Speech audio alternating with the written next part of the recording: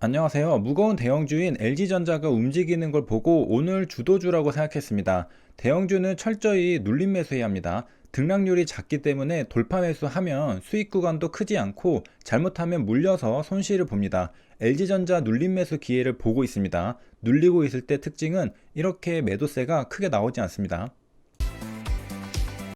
큰 매도세가 나오지 않고 주가가 밀리지도 않으니까 위의 호가를 쓸어가는 매수세를 볼 수 있습니다. 반발 매수세죠.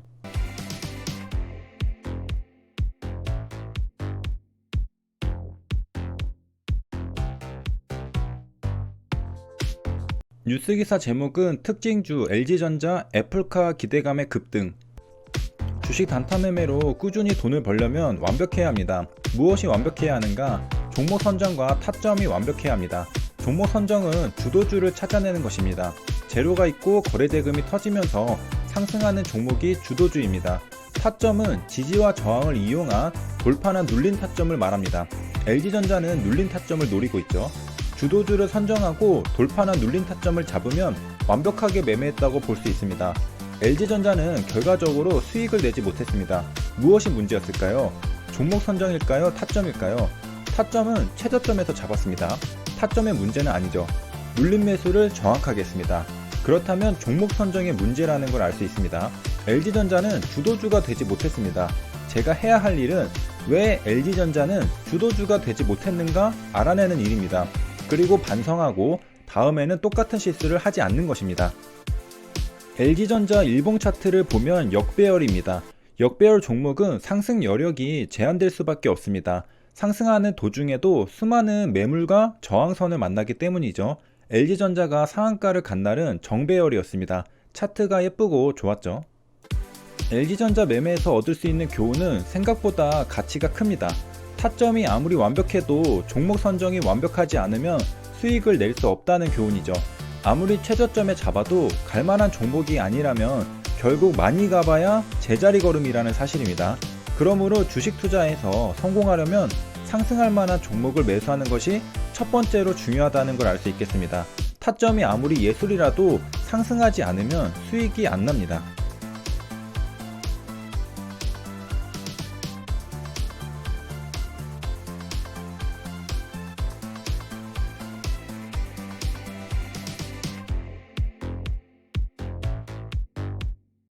뉴스기사 제목은 LG전자 애플 자율주행차 2025년 출시 전망의 급등.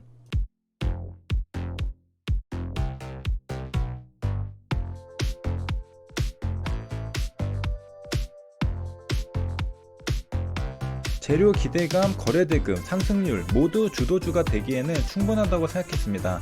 하지만 간과한 게 하나 있죠. LG전자는 역배열 상태에서 장대 양봉이 나올 때 고가 10.75%가 최대치였다는 사실이죠. 과거 사례를 통해 LG전자가 최대 몇 %까지 상승할지 알 수가 있습니다.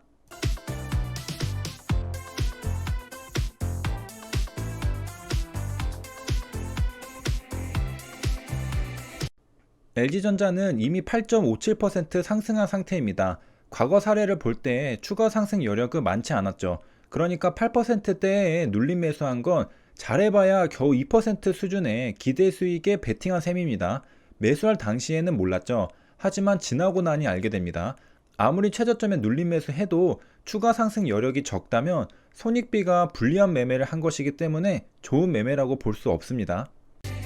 애플카 소식에 LG전자만 상승할 리가 없다 생각하여 다른 종목을 찾아보니 모트렉스도 상승하고 있었습니다.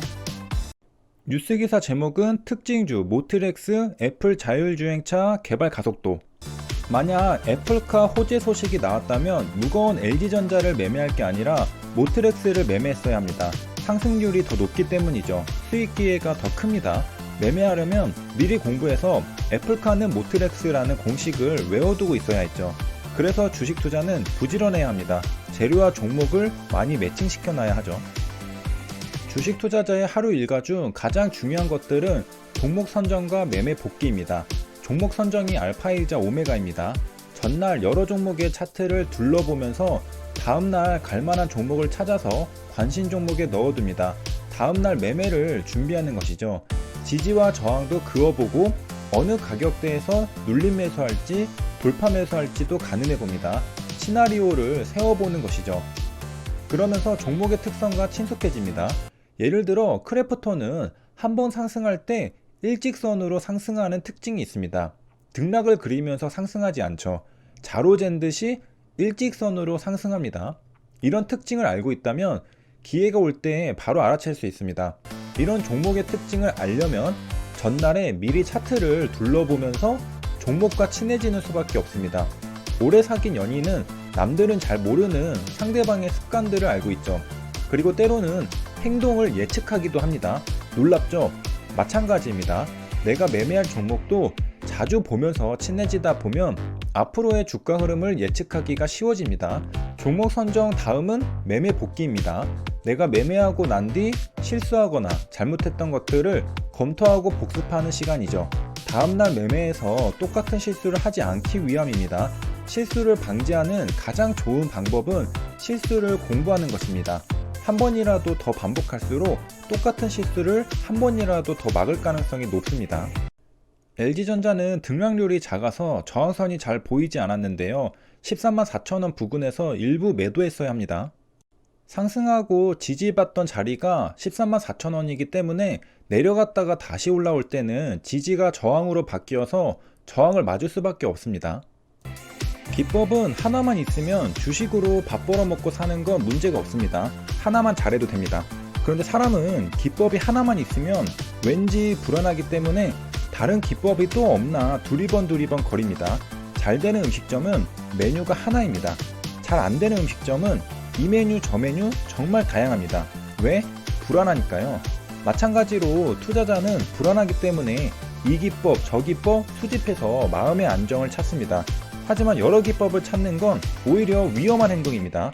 왜냐하면 이것저것 다 하려다가 하나도 능숙하게 하지 못하기 때문이죠.